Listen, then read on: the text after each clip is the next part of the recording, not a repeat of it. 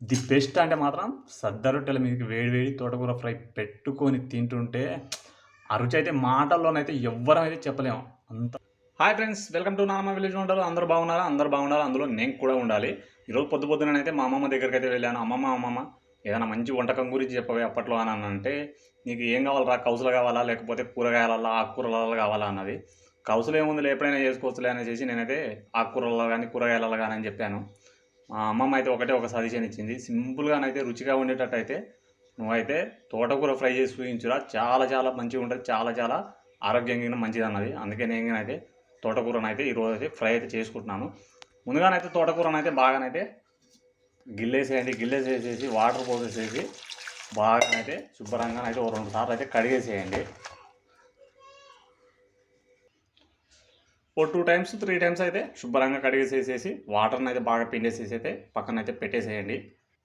ఇప్పుడైతే తోటకూర ఫ్రై సరిపడాలని అయితే ఒక బాండి అయితే పెట్టేసేయండి. బాండి పెట్టేసేసి బాండి బాగా కాగానే ఇందులోనే కొంచెం 1 టీ స్పూన్ జీలకర్ర, అలాగే పోపు గింజలు, ఒక 2 ఎండుమిర్చిని అయితే వేసేయండి. అలాగే 2 రెబ్బల కరివేపాకు మిరపకాయలు బాగా ఫ్రై కాగానే ఇందులోనైతే ఉల్లిపాయలు అయితే వేసేయండి. ఒక 2 మీడియం సైజ్ ఉల్లిపాయలు అయితే సన్నగానైతే కట్ చేయొద్దు, కొద్దిగా మందంగానే కట్ చేసుకోండి. తోటకూరలకు అప్పుడే బాగా రుచిగా ఉంటాయి. ఉల్లిపాయలు వేసి ఒకసారి అయితే బాగా కలిపేసేసిన తర్వాత ఇందులోనే అల్లం పేస్ట్ అయితే వేయకూడదు. చిన్న ఎల్లిపాయలను అయితే సన్నగానైతే 1 ఎల్లిపాయని 2 ముక్కలుగా కట్ చేసేసి వేసేయండి. వేసేసేసి ఇప్పుడైతే ఒకసారి మళ్ళీ బాగా కలిపేసేయండి. ఉల్లిపాయలు అయితే ఈ మాత్రం వేగిన తర్వాత ఇందులోనే ఒక 1/2 టీ స్పూను పసుపు అయితే వేసేయండి. వేసేసేసి మళ్ళీ ఒకసారి కలిపేసేయండి. ఉల్లిపాయలు అయితే పూర్తిగా ఎర్రగానైతే అవ్వనవసరం లేదు, ఒక 70% ఫ్రై అయితే సరిపోతుంది. ఇప్పుడు ఇందులోనే ఒక 100 గ్రాముల పచ్చిమిరపకాయలు వేసేయండి. వేసేసేసి ఒకసారి అయితే కలిపేసేయండి. పచ్చిమిరపకాయలు వేసేసేసి 1 నిమిషం అయితే అలా ఫ్రై అవ్వనివ్వండి. పచ్చిమిరపకాయలు అయితే ఇలా కట్ చేయాలని ఏం లేదు, ఎలాగైనా కట్ చేసుకోండి. పచ్చిమిరపకాయలు 1 నిమిషం ఫ్రై అయిన తర్వాత మనమైతే ముందుగానే కడిగి పెట్టుకున్నాగా తోటకూర అదైతే ఇందులో అయితే వేసేయండి.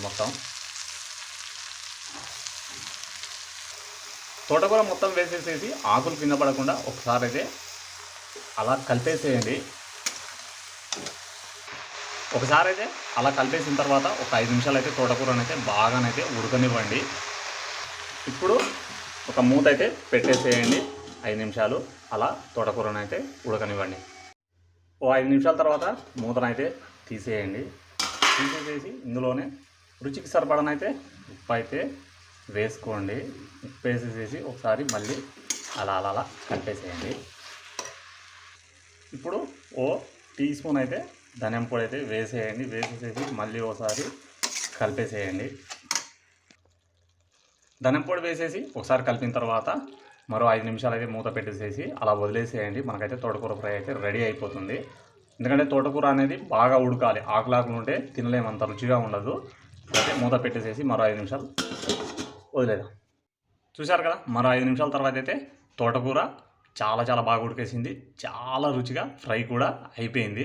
మా అమ్మమ్మ చెప్పినట్టయితే చాలా చాలా రుచిగానైతే వచ్చేసింది. నాకైతే స్మెల్ అయితే అది లెవెల్లో వచ్చేస్తుంది, నోట్లోనే నీళ్ళు వచ్చేస్తున్నాయి. ముందుగానైతే స్టవ్ ఆఫ్ చేద్దాం. మీరైతే తోటకూర ఫ్రై అయితే చాలాసార్లు అయితే చేసే ఉంటారు, కానీ ఈసారి చేసేటప్పుడు ఈ విధంగానైతే కాస్త ఎల్లిపాయలు ఎక్కువ వేసేసేసి చేశారంటే మీకైతే అదో లెవెల్లో ఉంటుంది. తోటకూర అంటేనే అన్నింటిలోకి చాలా రుచిగా ఉంటుంది, కానీ ది బెస్ట్ అంటే మాత్రం సద్ద రొట్టెల మీదకి వేడి తోటకూర ఫ్రై పెట్టుకొని తింటుంటే ఆ రుచి అయితే మాటల్లోనైతే ఎవ్వరమైతే చెప్పలేము, అంత రుచిగా ఉంటుంది. మరి మీరు కూడా అయితే ఈసారి అయితే తోటకూర ఫ్రై చేసుకునేటప్పుడు అయితే ఈ విధంగా అయితే ఒకసారి అయితే ట్రై చేయండి. మరి ఈ తోటకూర రెసిపీ మీకు ఎలా అనిపించిందో వీడియోకి అయితే కామెంట్ చేయండి, లైక్ చేయండి. మరెన్నో రుచికరమైన వంటల కోసం నా ఛానల్ అయితే సబ్స్క్రైబ్ అయితే చేసుకోండి.